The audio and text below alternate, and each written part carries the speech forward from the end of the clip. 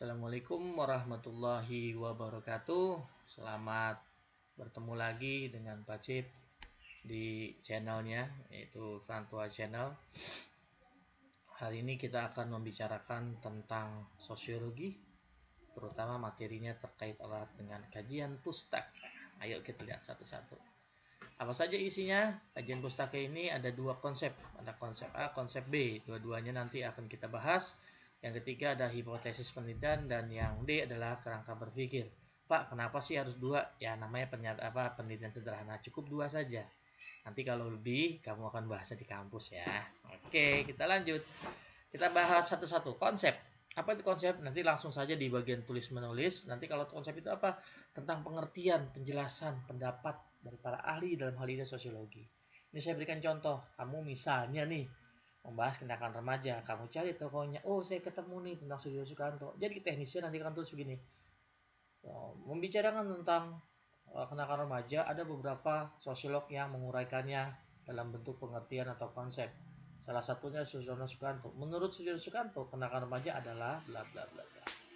Pak, berapa Pak? 2 saja cukup. Nanti di bagian bawah kamu buat kesimpulannya. Dari apa?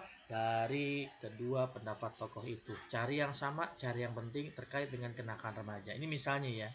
Sehingga kamu buat nih, berdasarkan pendapat dua tokoh di atas, maka kesimpulannya kenakalan remaja adalah ini. Dan dalam penelitian ini, kenakalan remaja dimaksud adalah misalnya nih, tawuran. Itu konsep ya. Nah, ini secara teknisnya. Bagaimana secara keilmuannya kira-kira gitu ya. Dan bagaimana cara menemukannya konsep? Konsep adalah abstraksi terhadap realitas yang akan diteliti. Realitasnya apa kenyataannya? Tawuran. Oh, ini bullying. Oh, ini permusuhan. Oh, ini misalnya penyalahgunaan narkoba. Itu realitas yang kamu lihat faktanya di lapangan. Dari fakta lapangan itu kemudian diabstraksikan. Dibuat yang sifatnya abstrak yang hanya dipahami dengan keilmuan. Supaya apa? Supaya mempermudah pemahaman. Nah, banyak nggak sih Pak konsepnya? Banyak, hampir semua tentang konsep sosiologi sudah ada. Tinggal apa? Ya kamu cari aja di buku-buku sosiologi. Kita ambil contoh ya, contoh nih. Misalnya, kembali ke penjelasan awal. Kamu membahas tentang tawuran, ya kita cari realitasnya apa? Tawuran pelajar, pukul-pukul dan seterusnya. Itu realitas. Bagaimana kamu bisa menemukan konsepnya? Lihat kalau tahun pelajaran apa? Itu ada berantem, ada remaja. Pelajar itu kan remaja. Namanya apa nih? Oh, dalam sosiologi konsepnya adalah kenakalan remaja.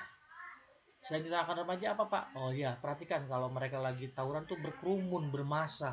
Oh, itu namanya kerumunan. Ada dalam sosiologi. Kalau misalnya dia melakukan tawuran, itu ada dua kelompok. Kelompok A, kelompok B, ya.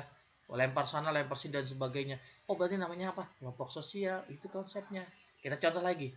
Realitasnya, misalnya kamu akan mendeskripsikan tentang kondisi masyarakat di daerah kamu. Di situ ada agama yang banyak, ada perbedaan suku, ada perbedaan ras. Konsepnya apa? Oh, multikultural. Jadi orang hidup dalam kebudayaan yang beragam dan berbeda. Ini kan kelompok-kelompok, ada kelompok agama, ada kelompok suku, ada kelompok ras. Ini namanya apa? Oh, ini kelompok sosial. Bagaimana kehidupan mereka itu, berhubungan sosialnya, ngobrol kah? Ikut gotong royong kan sebagainya. Oh, ini namanya apa? Interaksi sosial konsepnya. Yang terakhir, kamu misalnya melihat ini ada nih kasus di daerah saya menarik bener untuk diteliti. Apa nih? Ini berantemnya dari zaman dulu nih. Mereka padahal cuma beda tembok saja. Nah, kenyataannya realitas yang satu adalah orang kaya banget, yang satu lagi orang miskin. Konsepnya apa kira-kira? Oh iya, kaya, miskin. Ini lapisan sosial. Ya, yang disebut dengan stratifikasi sosial. Berantemnya ini apa ya Pak? Berantem, ini konflik namanya, perselisihan. Kalau kita ambil interaksi bisa Pak? Bisa. Ini namanya interaksi bersifat disosiatif. Oke ya, paham ya? Menemukan konsep ini. Jadi kalau misalnya kita akan meneliti tentang misalnya ini Pak, orang yang suka nongkrong-nongkrong di pinggir jalan. Berapa orang? 5 orang, 6 orang, cuma nyanyi-nyanyi sebagainya. Oke, pengangguran gitu Pak. Mereka berkelompok apa misalnya? Ya itu kelompok sosial. Ya. Boleh seperti itu. Apa yang lakukan? Oh, kalau saya ingin lihat mereka suka membuat kerusuhan Pak, suka mencuri. Itu sebut saja misalnya kriminalitas. Konsepnya jelas. Paham ya? Kita lanjut. Bagian yang ketiga. Hipotesis. Ya, hipotesis bahasa mudanya jawaban sementara dari penelitian yang akan dilakukan. Tapi bukan jawaban seperti orang-orang ini ya. Ada orang bertanya, "Bang, jalan X di mana, Bang?" "Oh, tuh di ujung sana, Bang." Nah, bukan begitu. Tapi adalah jawaban yang dibangun dari konsep dan teori yang sebelumnya itu. Jadi kan yang sebelum bicara hipotesis kamu sudah membuat pemahaman dari para tokoh. Nah, jawabnya itu dari situ. Nanti ketika kamu membuat jawaban dalam bentuk hipotesis ini benar atau tidak itu nanti belakangan. Kenapa? Nanti bisa ditentukan melalui pembuktian di dalam penelitian pada bab selanjutnya. Apakah di bab 3, 4, dan sebagainya. Kita ambil contoh-contoh. Misalnya ada sebuah penelitian. Rumusan masalahnya apa yang menyebabkan banjir di Jakarta tahun 2021? Itu ya. Setelah kamu buat konsepnya, oh konsep banjir begini, penyebab banjir menurut tokoh ini, penyebab banjir tokoh ini, kamu ambil intisarinya, kamu buat sebuah jawaban. Kamu membuat hipotesis penyebab banjir di Jakarta karena ini dalam tokoh ini menyebut karena manusia suka membuang sampah sembarangan, karena manusia lalai, karena manusia suka ini suka itu. Oh ini berarti karena faktor manusia. Yang satu lagi karena curah hujan tinggi, debit air tinggi. Oh ini karena apa? Karena faktor alam. Itulah cara membuat hipotesis. Selanjutnya, bagian terakhir, kerangka berpikir. Nah, di kelas sebelumnya saya bilang, saya kalau membaca penelitian peserta didik dari tahun ke tahun, kelas 10 ini, yang pertama akan saya buka itu bukan nama, bukan apa, tapi kerangka berpikir. Disitulah sebenarnya, ya, sebenarnya adalah isi dari penelitian. Kamu mau meneliti seperti apa kelihatan di situ. Ya, jadi arahnya kemana tahu. Dari mana hasil kerangka berpikir? Dari hasil olahan dari konsep teori dan hipotesis yang tadi itu. Jadi kamu buat konsepnya, teorinya, hipotesisnya, jadilah kerangka berpikir. Dengan demikian, kerangka berpikir itu hasil dari berpikir peneliti. Siapa peneliti? Ya, dalam hal ini berarti adalah kelompok kalian. Oke. Kemudian bentuknya bagaimana, Pak? Bentuknya boleh uraian, boleh juga bagan. Tapi umumnya di Indonesia pakai bagan. Atau keduanya juga ada. Kita ambil yang bagan, yang mudah-mudah saja. Berikutnya. Nah ini nih, ini bagian penelitian. Saya sudah bisa menduga, oh ini ternyata penelitian ini adalah ingin melihat bagaimana perkembangan yang terjadi terhadap anak-anak yang suka bolos. Dengan cara ada perlakuannya itu apa? Layanan konseling. Dari sini tergambar nih. Ada anak yang bermasalah, suka bolos. Bagaimana cara penyelesaiannya? Dimasukkan ke guru BP, diadakan konseling. Hasilnya bagaimana? Nanti akan berkurang. Nah, ini kan sederhana.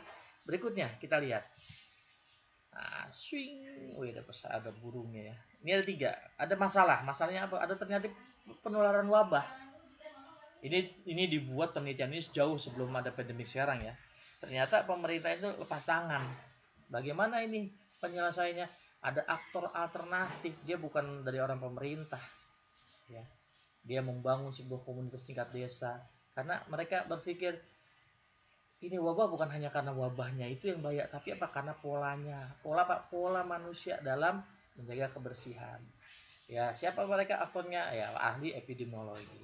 Hasilnya apa? Dampaknya apa? Terjadi solidaritas sosial, bukan hanya menyelesaikan wabah, tapi membangkitkan kesadaran masyarakat sipil, masyarakat yang ada di daerah tersebut untuk apa?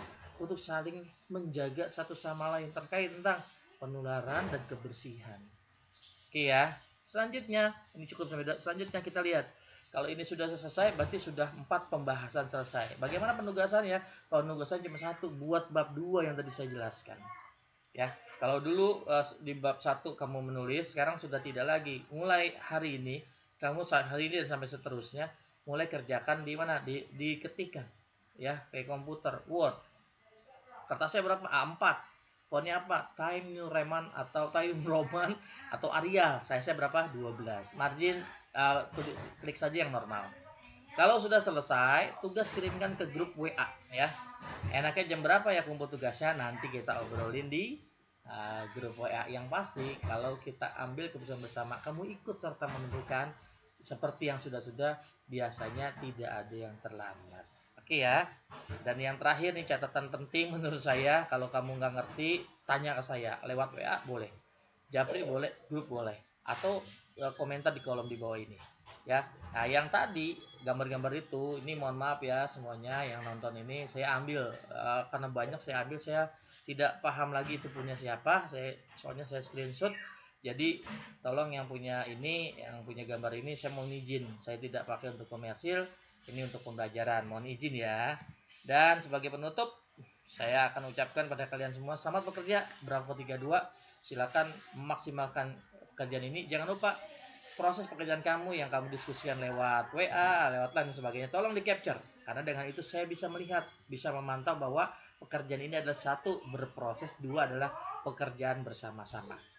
Ya, tidak ada pekerjaan mandiri tapi bersama-sama. Demikian materi hari ini, pembelajaran hari ini, sosiologi kelas 10 IPS.